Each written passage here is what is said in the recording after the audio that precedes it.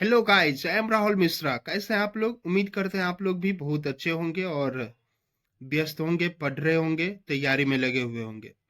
आज हम आप लोगों के लिए बीकॉम पार्ट थर्ड के लिए इनकम टैक्स की सारी एक्सप्लेनेशन वीडियो लेकर के आए हैं। सबसे पहले आपको बता दें, the income tax act define various elements of salary allowances and perquisites that are subject to taxation, and also retirement benefits like gratuity, pension, provident fund have specific tax implication। यानी इनकम टैक्स एक्ट में ये verify करता है विभिन्न प्रकार के जो elements है जो सैलरी से रिलेटेड हैं, जो अलाउंसेज है, परकिजिट्स जो कि सुविधा मिलता है अगर आप कहीं जॉब करते हैं तो, retirement benefits, gratuity, pension, provident fund, ये सब का कहीं ना कहीं आपके टैक्सेशन पे इम्प्लीकेशन है, इसका कहीं ना कहीं प्रभाव पड़ता है। There are so many exemptions and deduction available and applicable to optimize tax planning। लेकिन आपको टैक्स प्लानिंग करने का भी एक लीगली एक राइट्स मिलता है, जिसके माध्यम से आपको बहुत सारे एग्जेम्पन्स हैं, डिडक्शन है, वो अवेलेबल हैं, आप ले सकते हैं। Salary income is chargeable to tax on due basis or receipt basis whichever is earlier। Salary generally क्या होता है, chargeable to tax on due basis पे ही, लेकिन रिसिप्ट बेसिस पे जो भी इन दोनों में अर्लियर हो उस पे ये ड्यू किया जाता है, उस पे ये चार्ज किया जाता है। Existence of relationship of employer and employee is must between the payer and pay to tax the income from salary. यानी कि जो रिलेशनशिप है वो एम्प्लॉयर एंड एम्प्लॉई के must between the payer and, यानी कि pay to tax income from salary. Income अगर salary से कहीं आपको इनकम मिलती है तो वो रिलेशनशिप जो है एम्प्लॉयर और एम्प्लॉई के बीच में ही जनरली डिनोट होता है। Income from salary taxable during the year consist of following. जो इनकम फ्रॉम सैलरी है ये taxable during the year consist of following. किन किन क्या क्या मदे हैं जिनके माध्यम से ये होते हैं, तो सबसे पहले आपको बता दें, salary due from employer to tax payer during the previous year whether paid और नॉट। यानी कि जो सैलरी ड्यू हो रहे हैं employer to tax payer during the previous year, जो पिछले ईयर में, गत वर्ष में आपने जो भी कुछ करा है, जो भी एक्टिविटीज करा है, या जो भी आपको पेड किया गया है अमाउंट, उस पे ही लगते हैं। Salary paid by employer to tax payer during the previous year before it become due. तो ये क्या होता है, सैलरी पेड किया जाता है एम्प्लॉयर को, और एम्प्लॉयर से जो भी टैक्स पेयर जो होते हैं during the previous year before it become due, ये ड्यू होने से पहले ही, यानी कि जो भी ड्यू होते हैं तो उसको भी यहाँ पे आप ऐड करते हो अगर वो नहीं भी मिले हैं तो। Arrear of salary paid by the employer, अगर कोई एरियर ऑफ सैलरी है जो कि आपको करंट ईयर में जो है सो रिसीव हो रहा है, या भले ही वो tax payer during the previous year, यानी कि वो पिछले ईयर का ही क्यों न रिलेटेड हो, अगर लेकिन उस पर चार्ज नहीं किया है, या फिर इससे पहले अभी अगर कभी चार्ज नहीं किया गया है, तो अगर करंट ईयर में रिसीव करोगे तो जिस भी ईयर रिसीव करोगे उस पर उसका चार्ज लग जाएगा। इसके बाद कुछ एक्सेप्शंस होते हैं, जैसे कि रेमुनरेशन है, bonus, commission received by A partner. जब कोई पार्टनर रिसीव करता है, form is not taxable under the head salary, it would be taxable under the head business and profession. तो कोई भी रेमुनरेशन, बोनस या कमीशन को इनकम फ्रॉम सैलरी में ऐड नहीं किया जाता है, इसे बिजनेस एंड प्रोफेशन के हेड में ऐड किया जाता है। इसके बाद एक्रूअल ऑफ सैलरी को भी हमें कुछ समझना है कि क्या होता है। तो salary accrue where the service and rendered, यानी कि जब भी सर्विस को आप रेंडर्ड करते हैं, सर्विस दे दिया जाता है, even it is paid outside India, भले वो भारत के बाहर ही क्यों ना हो, तो उसे एक्रूअल बेसिस पे ही माना जाता है। Salary paid by the foreign government, अगर कोई विदेशी गवर्नमेंट के द्वारा अगर सैलरी पेड किया जाता है टू हिज एम्प्लॉय, अपने एम्प्लॉय को सर्विंग इन इंडिया, अगर वो भारत में काम करने के लिए, तो वो भी टैक्सेबल होगा under the head salary. Leave salary है, कोई अवकाश वाला अगर वेतन मिला है, पेड अब्रॉड, अगर वो विदेशों में पेड किया गया इन रिस्पेक्ट ऑफ लीव अर्न, यानी कि जो छुट्टी लेने के एवज में है। इंडिया सैलरी, अगर वो इंडिया में है तो वो भी deem to accrue and arise in India, अगर वो मतलब अगर एराइज या फिर एक्रू कहीं ना कहीं इंडिया से रिलेटेड है तो उसकी भी यहाँ पे कैलकुलेशन के अंदर आप शामिल करते हैं। कुछ एक्सेप्शंस और हैं, if a citizen of India render service outside India, अगर कोई भारत का नागरिक है है जो विदेशों में रहकर सेवाएं प्रदान कर रहे हैं and receive salary from government of India, लेकिन वो सैलरी भारत सरकार के द्वारा रिसीव कर रहे हैं, it would be taxable as income from salary. ये इनकम फ्रॉम सैलरी के रूप में टैक्सेबल होता है और deem to have accrued in India, या अगर उपार्जित है तो भी इसे डिम्ड, यानी कि इसे यहाँ के सैलरी के कैलकुलेशन में जब आप टैक्सेशन करते हैं तो ये इसे शामिल कर लिया जाता है। कुछ की पॉइंट्स हैं जो आपको याद रखने हैं। बेसिक सैलरी जो है ये जनरली आप फुल्ली टैक्सेबल होता है, इसे आप शामिल करते हैं अपने कैलकुलेशन में। डियरनेस अलाउंसेस ये भी फुल्ली टैक्सेबल है। डियरनेस पे यानी कि जब भी आपको अलाउंसेस मिलता है और यही अलाउंसेस जब कुछ परसेंटेज फॉर्म में 100 हो जाता है तो उसे आपके सैलरी में इंक्लूड कर लिया जाता है और वो डियरनेस पे बन जाता है जो कि फुल्ली टैक्सेबल होता है। कमीशन किसी भी फॉर्म में हो, परसेंटेज फॉर्म में हो या फिर जो है सो डायरेक्ट अगर आपको एक कंपोजिट अमाउंट में मिल जाए, ये फुल्ली टैक्सेबल होता है। बोनस फुल्ली टैक्सेबल है, फीस फुल्ली टैक्सेबल है। हाउस रेंट अलाउंसेस में हमें देखना होता है। ये एक बहुत ही इंपॉर्टेंट जानकारी है आपको यहाँ एग्जाम में ज़्यादातर जो भी क्वेश्चंस आते हैं उसमें हाउस रेंट अलाउंसेस रहता है और एक हाउस रेंट का परकिजिट्स भी आता है जो, तो वहाँ थोड़ा सा डिफरेंस यहाँ समझिए। हाउस रेंट अलाउंसेस जब भी बोले तो मुझे 3 आइटम्स लेना होता है। सबसे पहले हम लोग एक्चुअल एचआरए रिसीव करते हैं और 50% ऑफ सैलरी अगर वो हाउस जो है सिचुएटेड है 4 मल्टीप्लिटेन सिटी जो है मुंबई, दिल्ली, कोलकाता एंड चेन्नई, तो वहां पे लेते हैं। लेकिन अगर 40% ऑफ सैलरी लेते हैं अगर कोई अन्य दूसरा सिटी में लिया गया है या रहा गया है या दिया गया वहां पे प्रोवाइड किया गया है तो, और तीसरा में आप जो भी रेंट पेड किया गया है वो उसमें आपको माइनस करना है 10% ऑफ सैलरी। इस तीनों ही में जो भी कम होगा, जो भी लिस्ट अमाउंट होगा वो एग्जेम्प्टेड एचआरए हो जाएगा। लेकिन आपको तो टैक्सेबल एचआरए निकालना होता है, तो टैक्सेबल एचआरए का फॉर्मूला होता है actual HRA receive minus exempted HRA. जो भी एचआरए के रूप में आप रिसीव कर रहे हो उसमें से जो भी आपने एग्जेम्प्टेड अमाउंट निकाला उसे लेस करने के बाद ये आपकी एक्चुअल जो भी टैक्सेबल एचआरए होगी वो आपकी आ जाएगी। इसके बाद है नोट्स में अगर आप देखो तो फुल्ली टैक्सेबल है if HRA is received by employee but living is his on house, यानी कि अगर वो अपने घरों में रह रहा है तो फिर वो मतलब फुल्ली टैक्सेबल हो जाएगा। सैलरी फॉर एचआरए कंजम्पशन या फिर एचआरए की कंपुटेशन के लिए, कैलकुलेशन के लिए अगर आप देखें अगर हाउस रेंट अलाउंसेस के उद्देश्य से तो आपको बेसिक सैलरी लेना है, डीपी डियरनेस पे ऐड करना है और डियरनेस अलाउंसेज वो जो कि पार्ट ऑफ रिटायरमेंट बेनिफिट हो वो लेना है आपको। उसमें प्लस करना है टर्नओवर या फिर जो परसेंटेज बेस्ड कमीशन है वो, तो ये सैलरी जो है बन जाएगा आपको एचआरए कैलकुलेशन के लिए। अगर एजुकेशन अलाउंसेस की बात करें तो 100 रुपीज पर मंथ पर चाइल्ड के हिसाब से जो मैक्सिमम 2 चाइल्ड है उसके लिए एग्जेम्पशन दिया गया है। हॉस्टल एक्सपेंडिचर अलाउंसेस 300 पर मंथ पर child up to maximum of 2 children, ये एग्जेम्पशन है। ट्रांसपोर्ट अलाउंसेस की बात करें तो if residence to place of duty, यानी कि अगर वो ऐसा है कि ड्यूटी के दौरान है तो 3000 rupees per month exempt who is blind deaf in case of disability. अगर या फिर जो ऐसे उनके अंदर अगर कोई कमियां हैं तो फिर उस प्रकार के पर्सन के लिए 3000 जो है वो है।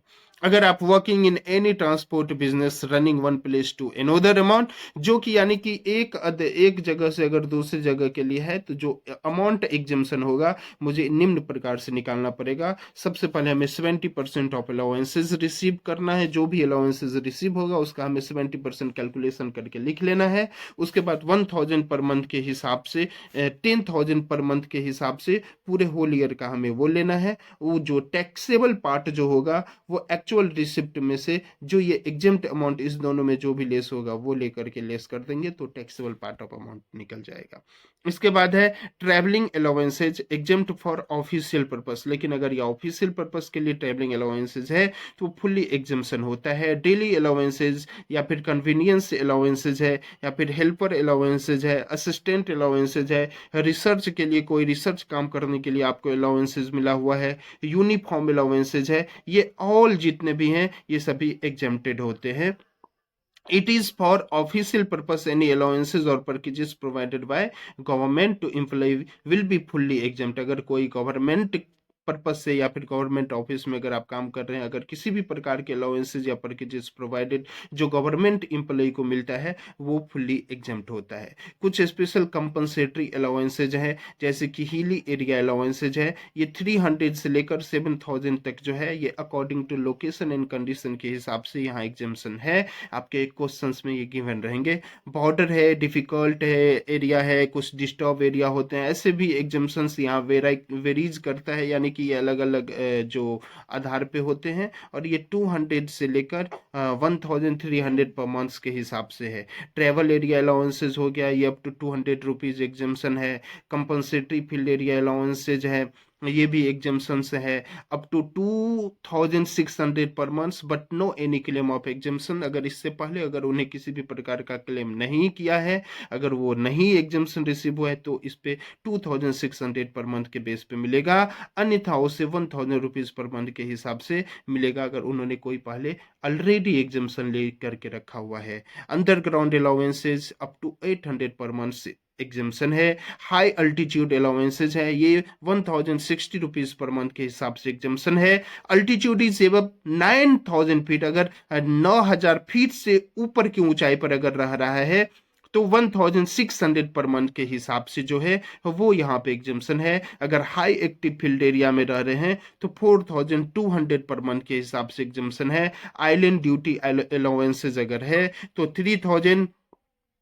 250 पर मंथ के हिसाब से एग्जामेशन है। सिटी कंपनसेटरी अलाउंसेज ये भी फुल्ली टैक्सेबल है। City compensatory allowances fully taxable होता है। और फिक्स्ड मेडिकल अलाउंसेज ये भी फुल्ली टैक्सेबल है। Tiffin, lunch, dinner, refreshment allowances ये भी फुल्ली टैक्सेबल है। Servant allowances, project allowances, over time allowances, telephone allowances, holiday allowances, any cash allowances ये भी फुल्ली टैक्सेबल है। इसके बाद है rent for accommodation for government employee as per government rule plus 10% of furniture cost, यानी कि अगर गवर्नमेंट एम्प्लॉई को कोई रेंट फ्री एकोमोडेशन मिला हुआ है तो जो भी गवर्नमेंट के हिसाब से जो भी उसकी तय होती है रेंट, वो प्लस में 10% फर्नीचर कॉस्ट। लेकिन अगर नॉन गवर्नमेंट एम्प्लॉई है, एम्प्लॉई अगर ऑनर है हाउस के, तो पॉपुलेशन मोर देन, और ये भी देखना है कि एम्प्लॉई ऑनर है कि नहीं। अगर एम्प्लॉई ऑनर है तो हमें देखना होगा पॉपुलेशन को बेस के आधार पर, और अगर पॉपुलेशन मोर देन 25 लाख है तो मुझे 15% ऑफ सैलरी लेनी होती है। 10 लाख से 25 लाख है तो मुझे 10% ऑफ सैलरी, अगर लेस देन 10 लाख है तो मुझे 7.5% ऑफ सैलरी लेनी होती है। प्लस इस तीनों में जो भी वहां पे आप की क्वेश्चन में गिवन होगी, अकॉर्डिंग टू दैट आपको लेना होता है। फिर उसमें आप 10% फर्नीचर कॉस्ट की ऐड करोगे, या जो भी रेंट फर्नीचर का आपने दिया है वो ऐड कर दोगे, तो जो भी होगा वो आपका निकल के आ जाएगा अमाउंट, वही आपके लिए वो टैक्सेबल पार्ट होगा। इसके बाद है if employee is not owner of house, अगर कि एम्प्लॉई ऑनर ऑफ हाउस नहीं है, यानी कि वो नहीं, उनका अपना मकान नहीं है, उन्होंने नियोक्ता को कोई रेंट वगैरह पर लेकर के दे करके रखा हुआ है, तो क्या करेंगे हम एक्चुअल रेंट लेंगे, फिर 15% ऑफ सैलरी ले लेंगे, और जो भी लेस होगा उसमें हम लोग 10% वो लेकर के, उसमें 10% फर्नीचर अगर है तो फर्नीचर, या रेंट अगर फर्नीचर पे लेकर के दिया गया है तो वो, अगर प्रोवाइडेड है तो वो लेंगे, अगर नहीं है तो उसे हम इंक्लूड नहीं करेंगे। इसके बाद कार फैसिलिटी, ये भी वेरी वेरी इंपॉर्टेंट है। तो अगर कार फैसिलिटी है तो यहाँ आपको बहुत ही अच्छे से समझना है कि अगर एम्प्लॉयर ऑनर कार का ऑनर है, एक्सपेंसेज अगर एम्प्लॉई बॉर्न करते हैं और वो ऑफिस यूज के लिए है तो नील हो जाएगा, पर्सनल यूज के लिए है तो मेंटेनेंस एक्सपेंसेस चार्ज किया जाएगा, अगर मिक्स्ड यूज के लिए है और अगर स्मॉलर कार है तो 1800 रुपया पर मंथ, अगर ड्राइवर है तो 900 रुपया उसमें ऐड कर देंगे, अगर बड़ा कार है तो 2400 रुपया पर मंथ, ड्राइवर का 900 रुपया ऐड कर देंगे। अगर एम्प्लॉयर अगर ऑनर का कार है और एक्सपेंसेज एम्प्लॉई बॉर्न कर रहे हैं और ऑफिस यूज के लिए है तो नील होगा, पर्सनल यूज के लिए एक्चुअल एक्सपेंसेज ही चार्ज किए जाएंगे। और अगर मिक्स यूज होता है तो अगर एम्प्लॉय के द्वारा एक्सपेंसेस बॉर्न किया गया है तो स्मॉल कार के लिए आपको 600 रुपया पर मंथ लेना है, बिग कार के लिए जो है 900 रुपया पर मंथ लेना है। अगर ड्राइवर है तो दोनों ही केसेस में 900 रुपया पर मंथ के हिसाब से लेना होता है। अगर एम्प्लॉय ऑनर के है कार के एक्सपेंसेज एम्प्लॉयर ही वॉन कर रहे हैं तो ऑफिस यूज के लिए फिर नील हो जाएगा। पर्सनल यूज के लिए जो एक्चुअल एक्सपेंसेज रिकवर्ड किया गया होगा वो, या फिर जो एक्चुअल एक्सपेंसेज में से हम जो भी रिकवर्ड अमाउंट होगा वो लेस कर देंगे। और अगर मिक्स यूज हुआ है तो क्या करेंगे हम, स्मॉल जो एक्चुअल स्मॉल कार के लिए अगर अलग से निकालना पड़ेगा जो भी एक्चुअल एक्सपेंसेज होगा वो, उसमें क्या करेंगे हम 1800 रुपया पर मंथ के हिसाब से अगर स्मॉल है, और अगर 900 रुपया पर मंथ के हिसाब से ड्राइवर का, और जो भी रिकवर्ड वगैरह अमाउंट है वो लेस कर देते हैं। अगर बिग कार है तो एक्चुअल एक्सपेंसेस लिखते हैं, फिर अगर 2400 200 2400 रुपीज के हिसाब से लेते हैं। अगर 900 ड्राइवर है तो ड्राइवर का, और जो भी रिकवर्ड होता है वो, तो हमारा टैक्सेबल वैल्यू ऑफ परचेज जो कार फैसिलिटी का है वो निकल के आता है।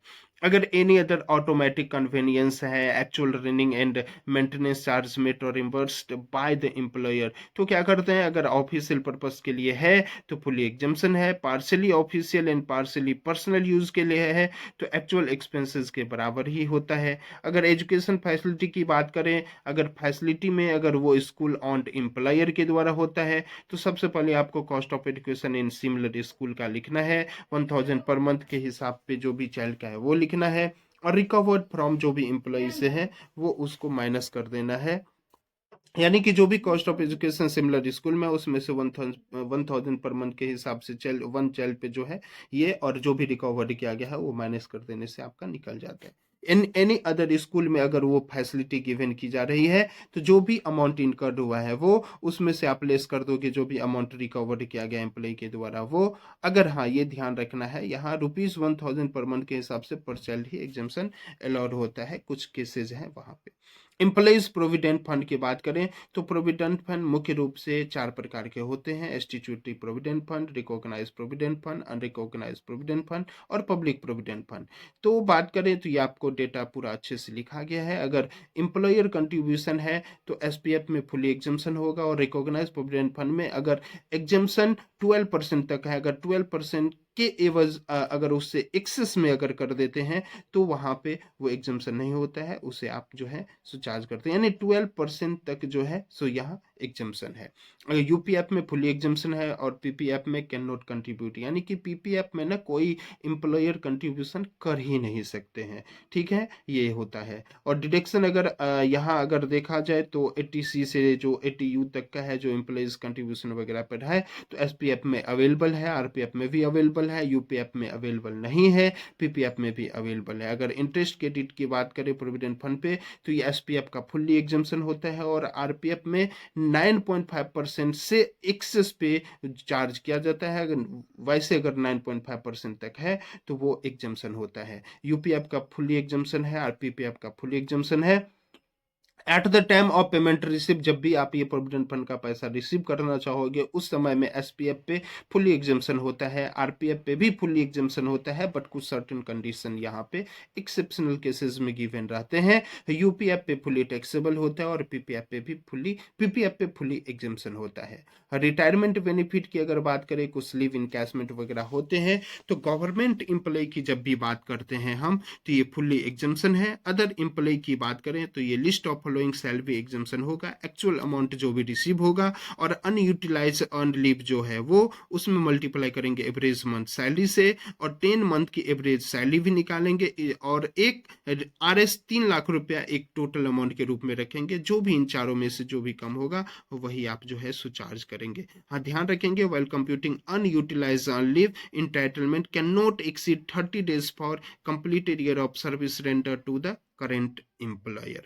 इसके बाद एवरेज सैलरी की बात करें तो average salary of last month immediately proceeding the retirement का आप लेते हैं। सैलरी में क्या शामिल करेंगे आप, तो बेसिक पे, डियरनेस अलाउंस जो कि रिटायरमेंट बेनिफिट के लिए होता है, और टर्नओवर बेस पे जो भी कमीशन आते हैं या परसेंटेज बेस पे कमीशन, तो वो। रिटायरमेंट कंपनसेशन की बात करें तो amount calculated as per section 25 की सबसेक्शन एफ और per subsection B of industrial disputes act 1947, ये यहाँ पे आप लेते हैं और उसके बाद जो 5 लाख रुपीज है वो, और एक्चुअल में जो अमाउंट रिसीव किया गया है वो। ध्यान देना है कि जो रिलीफ अंडर सेक्शन 89 की पर सेक्शन 1 जो है ये अवेलेबल होता है। 15 days एवरेज पे for each completed year continuous service or any part thereof in excess of 6 months is to be adopted under the section 25 FB of the Industrial Disputes Act 1947। अगर gratuity बात करें तो ये भी important है। Gratuity receipt by government employee तो ये fully exemption हो जाएगा। अगर डेथ कम रिटायरमेंट ग्रेचुइटी रिसीव हुआ है अदर एम्प्लॉइज के केस में है तो लिस्ट ऑफ द फॉलोइंग होगा। जो लास्ट मंथ की जो ड्रॉन सैलरी होगा उसका 15/26 के बेस पे लेते हैं, और कंप्लीटेड ईयर ऑफ सर्विस या जो भी part of there in excess of month है उसके हिसाब से लेते हैं। RS 20 लाख और जो भी एक्चुअल अमाउंट रिसीव होगा इसमें जो भी लिस्ट होगा वो अमाउंट लेते हैं। 7 days in case of employ season establishment, अगर एम्प्लॉय का सीजन इस्टेब्लिशमेंट के केसेस होता है कुछ स्पेशल केसेस तो उसमें 7 days का ही लेते हैं।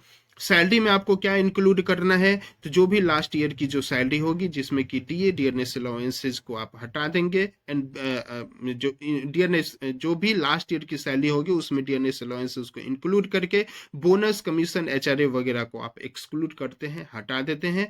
ओवर टाइम या कोई अगर इस प्रकार का कोई विशेष अगर कोई और अदर अलाउंसेस है वो सारे, या फिर जो भी बेनिफिट पैकेजेस वगैरह हैं वो सारे को आप हटा देते हैं। उसके बाद जो भी सैलरी आती है वही आपको लेना होता है। List of the following amount is exemption from tax लेते हैं तो हाफ मंथ की average salary into completed year of service और RS 20 लाख और एक्चुअल अमाउंट रिसीव जो कि not covered under gratuity act में जो कि कवर्ड नहीं किया गया है। तो क्या उस केसेस में लेंगे तो आप average salary of last month immediate proceeding their months of retirement. Salary यहाँ पे लेना है आपको बेसिक पे प्लस डी जो भी पार्ट ऑफ रिटायरमेंट बेनिफिट है वो, टर्नओवर बेस पे जो भी कमीशन है वो। पेंशन को समझना होता है कि जो भी received from UNO, central government, state government, local authority, institute corporation होता है तो ये सारे भी फुली एग्जम्पशन होते हैं। अगर रिसीव्ड फ्रॉम, अगर मान के चलिए कि कंप्यूटर सैलरी है और रिसीव बाय अदर एम्प्लॉई है, इनके अलावा जो गवर्नमेंट जॉब में नहीं है, who do not receive any gratuity, तो उन्हें हाफ जो है सो एग्जम्पशन फ्रॉम टैक्स है। अगर कोई family pension received by the family member of armed forces है तो वो भी फुल्ली एग्जम्पशन है। अगर family pension received by family member in other cases तो उसका 1/3 जो है 33.33% family pension subject to maximum of 15,000 shall be exemption from tax. Voluntary retirement की बात करें तो आईसी रिटायरमेंट जो कि आप स्वेच्छा से लेते हो, टाइम से पहले लेते हो, अगर इस समय में अगर आपको निकालने होते हैं तो actual amount receive as per the guideline जो भी लिस्ट ऑफ द फॉलोइंग होगा उसमें आपको 3 केसेस शामिल करने होते हैं मुख्य रूप से। सबसे पहले तो आप क्या करते हो, 3 मंथ की सैलरी लेते हो इस कंप्लीटेड ईयर ऑफ सैलरी, और जो भी salary at the time of retirement into number of month of जो भी सर्विस का लेफ्ट बचा रह गया है वो लेते हो, या इस केसेस में अगर ये ऐसा नहीं है तो फिर 5 लाख रुपया भी लेते हो। तो मुख्य रूप से 2 ही होते हैं। अगर आप ये अगर नहीं गिवन रहते तो 5 लाख रुपया वाला दोनों में से कोई एक लेते हैं। Service office sweeper, gardener, watchman या पर्सनल अटेंडेंट है तो फुल्ली टैक्सेबल होता है। अगर gas, electricity, water, household purpose, medical facilities वगैरह, ट्रांसपोर्टेशन फैसिलिटीज के लिए है तो ये भी फुल्ली टैक्सेबल होता है। अगर लीव ट्रैवल कंसेशन है तो फुल्ली टैक्सेबल है। इंटरेस्ट फ्री लोन अगर होता है तो उसका कंसेशनल रेट पे हमको निकालना होता है। तो अगर लोन अमाउंट जो है वो लेस देन 20,000 है तो नील होगा। अगर वो 20,000 से ज़्यादा है तो भी, अगर लेकिन क्रिटिकल कोई इलनेस की कारण है तो वो नील होगा। अगर कोई और अन्य रीजन है तो हमें SBI रेट्स के हिसाब से लेना होता है। अगर लंच रिफ्रेशमेंट की बात करें तो ऑफिस टाइम के लिए नील होता है। उसके एग्जैक्ट में जाएंगे तो जो भी उसके आगे यानी कि जो बियॉन्ड ऑफिस टाइम है तो वो फुल्ली टैक्सेबल हो जाता है। अगर गिफ्ट है, कोई वाउचर है, कूपन है, जीरो कूपन बॉन्ड वगैरह है तो ये भी कंट्रीब्यूशन अगर है तो ये भी फुल्ली टैक्सेबल होता है। या फिर अगर gift in kind of to ₹5,000 in aggregate amount तो भी ये एग्जम्पशन होता है। Expenditure incurred by employer in respect of credit card used by employee और any member of household amount, तो वो जो भी रिकवर्ड अमाउंट होगा एम्प्लॉय से वो टैक्सेबल परचेज के रूप में माना जाता है। अगर movable assets of the employer और एम्प्लॉई के बीच में अगर देखें तो वो टैक्सेबल परचेज में कुछ चीजें आते हैं, जैसे कि अगर आपको लैपटॉप लैपटॉप कंप्यूटर मिलता है यूज करने के लिए तो उसकी नील होगा। कुछ मूवेबल असेट्स ऐसे होते हैं जो कि लैपटॉप या कंप्यूटर के अलावा जैसे मोटर कार वगैरह होते हैं तो इस पे 10% का डिप्रिसिएशन कॉस्ट होता है अगर असेट्स एम्प्लॉयर के द्वारा ऑन किया गया है तो। Actual charges incurred by the employer amount recovered from the employer if assets is taken on rent तो। और उसमें क्या करते हैं हम, tax paid employer on perquisites या फिर not provided by any of the monetary payment given to employee तो फिर वो फुल्ली एग्जेम्पशन हो जाता है। अगर मेडिकल फैसिलिटीज की बात करें इंडिया में जो एक्सपेंसेस इनकर्ड है ऐसे हॉस्पिटल या ट्रीटमेंट जिसे कि जो चाइल्ड डिपेंडेंट मेंबर या फिर जो उस पे तो कोई डिपेंडेंट मेंबर वगैरह है तो उस केसेस में क्या होता है कि hospital is not chargeable to tax and of the following. अगर हॉस्पिटल मेंटेन किया गया है एम्प्लॉयर के द्वारा या हॉस्पिटल मेंटेन है गवर्नमेंट या लोकल अथॉरिटी या म्यूनिसिपल कॉर्पोरेशन वगैरह या फिर कुछ सेंट्रल स्टेट गवर्नमेंट के द्वारा या फिर कुछ ऐसे हॉस्पिटल अप्रूव किए गए हैं जो चीफ मिनिस्टर या कमिश्नर वगैरह के द्वारा या गाइडलाइन है वहाँ पे तो, या कुछ मेडिकल कोई डिसीजेज वगैरह आ जाता है तो उस समय में ट्रीटमेंट के लिए या फिर जो मेडिकल इंश्योरेंस प्रीमियम पेड और जो भी उसको सेटल कर लिया जाता है not chargeable to tax however the medical facilities is taxable only case of specified employees. कुछ मेडिकल फैसिलिटीज आउटसाइड इंडिया की बात करते हैं तो expenses on medical treatment exemption is to extent permitted by RBI.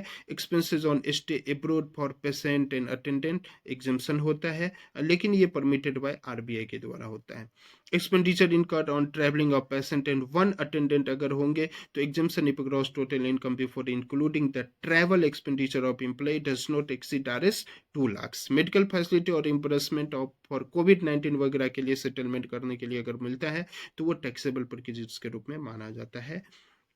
Deduction from gross salary, जब ये सारी चीजों को निकाल करके टोटल कर लेंगे तो कुछ डिडक्शन ग्रॉस सैलरी में से होते हैं जो अंडर सेक्शन 16(1) का पर सेक्शन 1 में अगर देखें तो 50,000 मैक्सिमम है। वैसे कुछ केसेस में अब कुछ एक और अमाउंट आया है वो एक स्पेशल केसेस में है लेकिन मैक्सिमम अभी आपको 50,000 ही समझना होता है। इंटरटेनमेंट अलाउंस अगर रिसीव किया गया है एम्प्लॉय के द्वारा तो फुल्ली गवर्नमेंट एम्प्लॉय के द्वारा तो फुल्ली टैक्सेबल है। अगर अदर एम्प्लॉय है तो मैक्सिमम यहाँ जो उसकी जो टैक्सेशन है वो कैलकुलेशन करके आपको निकालनी पड़ती है। सबसे पहले जो भी एक्चुअल में रिसीव हुआ है वो 1/5 ऑफ सैलरी लेते हैं और मैक्सिमम 5,000 रुपीज तक इन तीनों में जो भी कम होता है वो एग्जम्पशन होता है। अगर तीसरा एग्जम्पशन की बात करें तो एम्प्लॉयमेंट टैक्स है जो कि अंडर सेक्शन 16(3) के तहत आता है और ये amount actually paid during the year however professional tax is paid by the employer on behalf of its employee then it is first included in the salary. सबसे पहले तो उसे इंक्लूड हम सैलरी में कर लेंगे और बाद में उसे परक्विजिट के रूप में उसे हम डिडक्शन अलाउ कर देंगे, ठीक है। और अगर एरियर ऑफ सैलरी है कोई एडवांस सैलरी है तो वो टैक्सेबल होता है in the year of receipt. जिस भी ईयर रिसिप्ट करता है he can claim relief as per provision of section 89 और वो उसका रिलीफ के लिए क्लेम कर सकते हैं अंडर सेक्शन 69। Thank you. अगर आप लोग को वीडियो अच्छा लगा है तो बिल्कुल अपना प्यार देना नहीं भूलिएगा और ऐसे ही आगे अच्छे अच्छे क्लासों के लिए और जितने भी इनकम टैक्स या जो भी बीकॉम थर्ड पार्ट की तैयारी या फिर किसी भी अगर कॉमर्स एंड कॉम्पिटिटिव लेवल की तैयारी कर रहे हैं तो आप हमारे चैनल को सब्सक्राइब अवश्य कर लें।